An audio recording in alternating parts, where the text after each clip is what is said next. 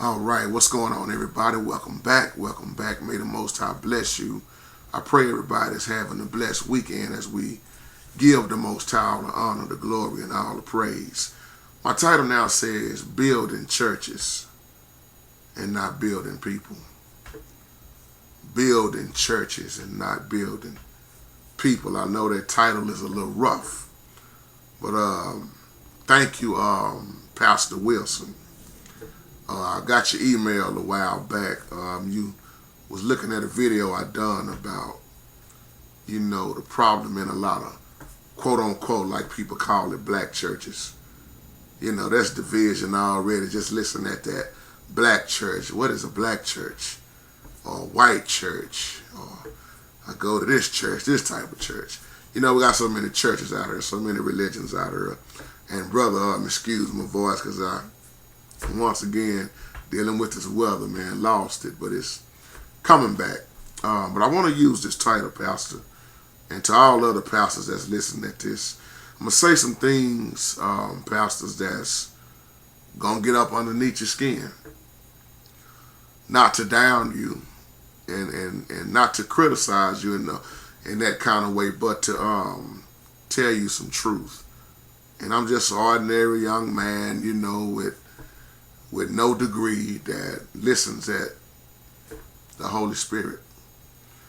And this is laid heavy on my heart, and I apologize for kind of getting back with you so late with this video, but I've been kind of dealing with this subject a lot because I deal with a lot of pastors, talking to them from time to time, because we all know next to the pastor, the biggest thing in the church is the music. So the pastor, the minister of music, the musicians, all of that goes hand in hand. But I want to have this real talk video about how so many people, or we could say pastors, their main focus is to build church buildings.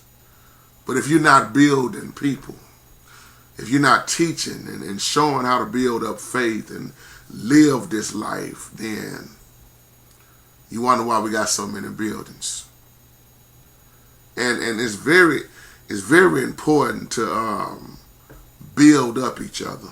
You asked me about the black community also, and I'm going to deal with that a little bit later on in this video. But I was just telling our beautiful sister, Focus on Truth, how I just went to, and shout out to you, Minister Tony, I just went to this church program the other day. And I love what I saw. I love the effort that was put in, because this is a program that I've never seen before at church. I've never seen how about 15 pastors, they all decided to come together. And a big shout out to you, Dr. Tony, A.C. Tony, which is the moderator of this, how he said the Most High came to him in a vision and told him how we got all these churches in the neighborhood, all of them on one street, or the next street, or down 2 blocks or whatever. He said it's amazing how pastors never come together. But in this program, I think I counted at least 12 to 15 pastors who got along with each other, who sitting down talking with each other and discussing how to grow the community, how to build up the community. Not just pastors coming together only at a funeral. The majority of the time when you see pastors come together, somebody got to die. Or unless it's a pastor's appreciation and you invite this pastor, all these, pastors come in. But to see pastors get together, to sit down and talk about what steps to make to grow the community. If this church needs this, the pastor's going to, be just like the early church when folks would come together to help each other, In the black community, it's no secret that it's a lot of churches. And it's a lot of them, like I say, on one street. I always have this saying, people get mad at me for saying it, but I have this saying that we got enough buildings up. We need to straighten the hell out the ones that's already up. A lot of people get mad at me for saying it, but it's the truth. Why keep building buildings on top of buildings and you never building up people? And then you got all these buildings, but ain't hardly nobody in them. And when it comes to going to the community, outreaching in the community, it's not too many people want to go outside the church building. Y'all, I'm just talking out of love and what's real, you know. And it's sad because, you know why the black community would never really do no better? Because the church not doing no better. Most of these churches now, and I'm not talking about everybody church, but the majority of these church buildings now are just about money and having all these programs, building funds, bake sales, car washes. We always wanted to talk about let's have a revival and invite in folks. But when you look at all this stuff, it has not gotten a lot of churches nowhere. And they continue to follow the same pattern year after year after year. And then you look on down the road, you got that same church, same building, same folks in there, nobody really getting delivered. So it becomes a comfortable place for a hangout place for people to just stay the same. Most of the people in there are sinners with no deliverance. I'm just being real.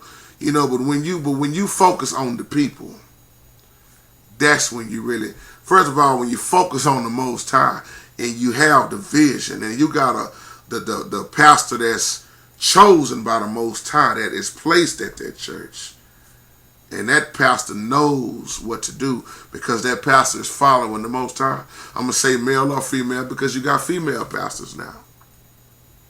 I'm not going to get off on all that about do I agree with that, and that'll be a whole nother video.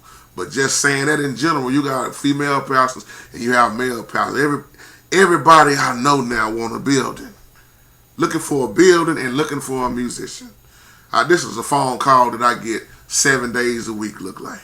Brother JT, man, I need a musician. Do you know anybody, man? I gotta get this church off the ground. I don't really care if they not living right, man. Just give me something to get started with.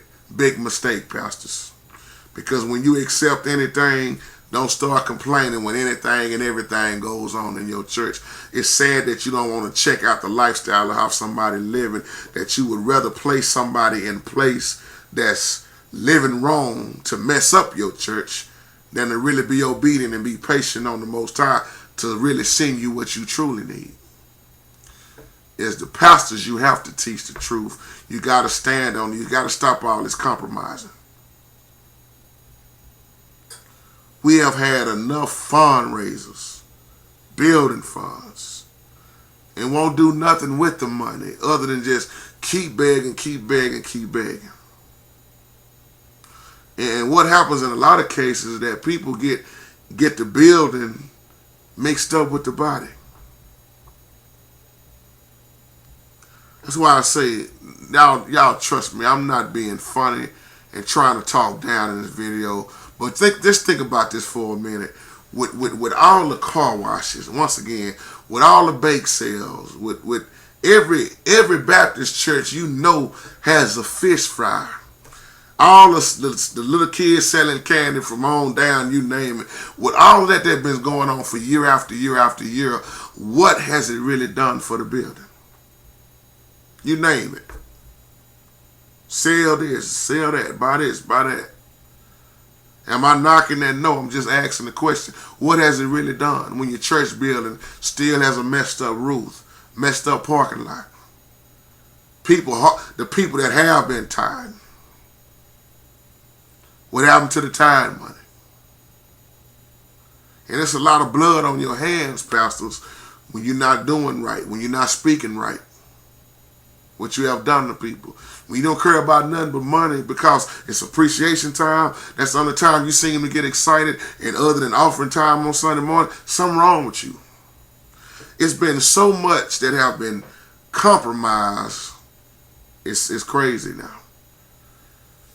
You got people in position who is not anointed, who is not called by the Most High. So that's confusion. Y'all know I got talked about so bad on here. I think that was maybe 2011 or maybe 2012. I'll just say a few years back. I got talked about so bad on her because I did a video on her called I Want to See Some of the People on the Inside of the Church Building Get Delivered. See, that doesn't sit well with too many quote-unquote religious people Because all this being religious and holding down and sitting in the church and use the building as a cover up, that has destroyed so many people. You can be on your way to hell through the church. Sure can. So when I look at building up people versus putting all this emphasis on building the church, some of us won't even tell nobody about the Most High. Won't tell nobody about Yahshua, but we'll tell you about a church building.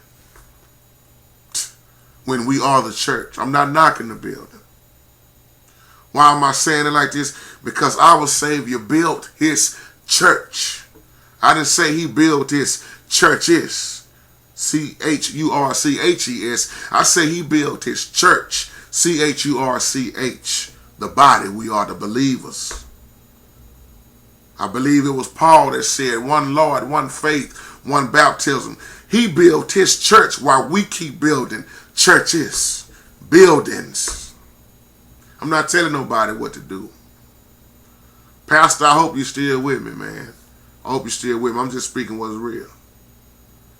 If we never grow as individuals, as children of the Most High, if we never grow spiritually, if we are never taught, if you're not teaching, then what are we in this thing for?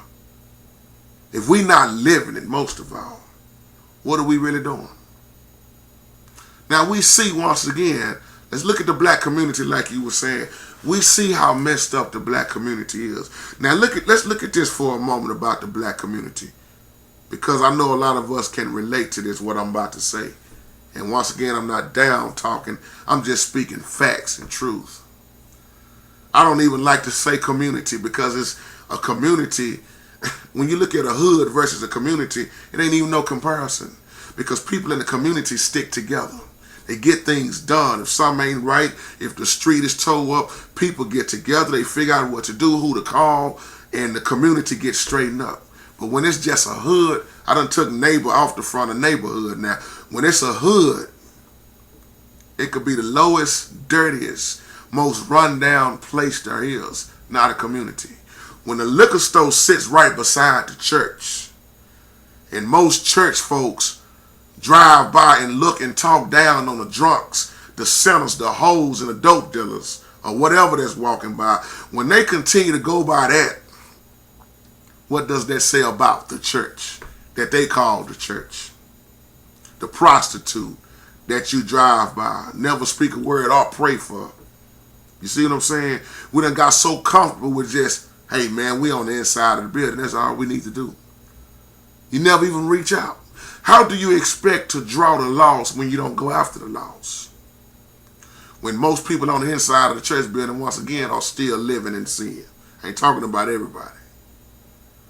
The hood, K-Ray, I know you with me in this video. Let's talk about the hood for a moment. The hood, when you think about the crime rate, how all the murder, the dope selling, the killing, the drugs, the lost children, the hood, the crime rate, the hood have the highest crime rate. It's the poorest, whatever you want to call it, the ghetto, the slump. It's so ran down that when you look at all the churches in the community, it should what I'm looking for, a big light should flash off in our heads saying, what really is the church doing? What really are what are we really doing? Because you building up the church's building and not the people. Not the people.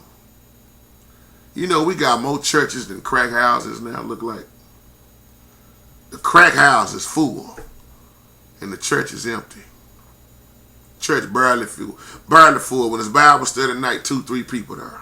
4-5 at the most in most churches. Maybe 10. And then it started dropping. And I'm being real about saying that you got more churches than crack houses look like now in the hood. Because that's just the way it is. When every church has a building fund and you never see the building being built, you wonder why the focus is off. If you will once again focus on the people, that's how you really grow. Most pastors don't even get that. I keep saying this, the first thing most pastors that I talk to, and I talk to a lot of them and deal with them, the first thing come out their mouth is, I need a musician. I need a musician. Regardless of how he's living. I don't even care, man. I'm desperate. That's sad. See, it make you wonder, who called you? Did you call yourself? Grandma used to say some was called, some was sent, but some of these Negroes just got up and went. And the first thing they say is, I need to get another building, and I need to get a musician. I need to get another building. But while you letting all this time go by and crying about getting a building, how much of that time have you spent building the people? If you build, focus on the people, our Father going to take care of the rest. That's it. If you would do what you need to do. And here go another thing I want to point out. I'm trying to wrap this video up. It's a lot of churches in their mission statement, they would say something about the community. Some don't, some do. But they have their little mission, and it always says something about building the community. But see, let me tell you something, because all these holidays is passing by, just like Thanksgiving, or I like to say the National Mourning Day for the natives. Yeah, I'm not even going to get off into that. But see, passing out turkeys and feeding the homeless only on the holiday, that ain't going to get it. It's not going to cut it. It takes more than that. It takes more than a holiday to do something for somebody on, church folks. And I'm not talking about everybody, because there are some churches out here that's doing dynamic work, and they not waiting on no holiday to feed somebody or Christmas to try to do something for somebody. It takes hard work. It takes going outside of your building. It takes outreaching. It takes time. It takes sacrificing. But really, when you're obedient, you already know what time it is. It takes faith. And it's real people. It's got to be real people that's going to stand and not scared to do the Most High's will. Once again, most people in the church, they don't want to go outside that building. That's why I want to ask this question again. With all the tithes that have been taken up, what have you really done with the money? The community, once again, is going to stay in bad shape. Or should I say, the hood. I love the word community, because at the end of community, you see those last words that say unity. U-N-I-T-Y. You see what I'm saying? That's powerful to me. Because when there is unity, there shouldn't be no division. When there is unity, there is power.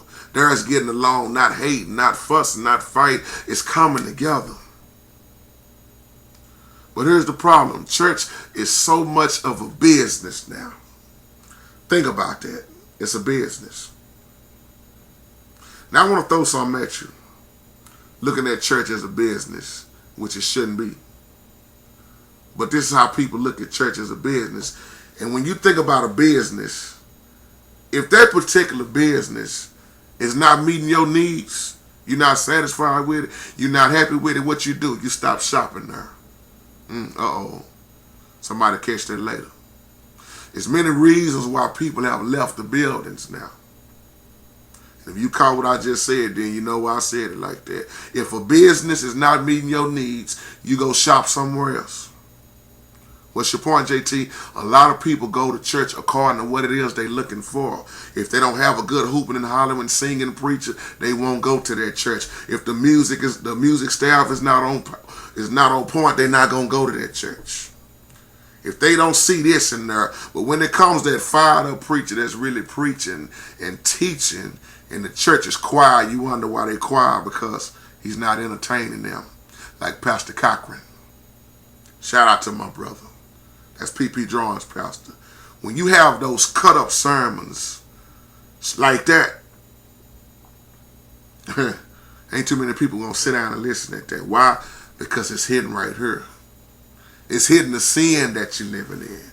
It's telling you to get right. That's those get right, repenting messages that so many of y'all pastors have forgotten about. That's been replaced with tithe and prosperity now. Sow a seed. And then I feel so sorry for so many women. The majority of the black churches now are filled with mostly women. And let's just be real, a lot of them are single, not all. But you have a lot of single women. The women pretty much running the churches now. The men sitting at the house scratching their tail looking at football. Not all men, though. And ladies, I'm not saying that in a bad way, because I applaud you for what you do. I thank the Most High for you. I'm really talking about how worse we done got as men, if you catch what I'm saying. And the reason why I'm saying this, ladies, is because some of y'all have been preyed on. I'm not talking about P-R-A-Y-E-D. I'm talking about P-R-E-Y, the prey. How the men, some of these pastors like to prey on you and use you and brainwash you. Put it up here and they already got your actions. And they use certain scriptures to keep you down. Not with just money, even with you moving on as in not being single no more, to get married. They use so many scriptures to abuse the women. Most churches are not growing because, once again, there is no vision. And where there is no vision, people will perish. What is the vision?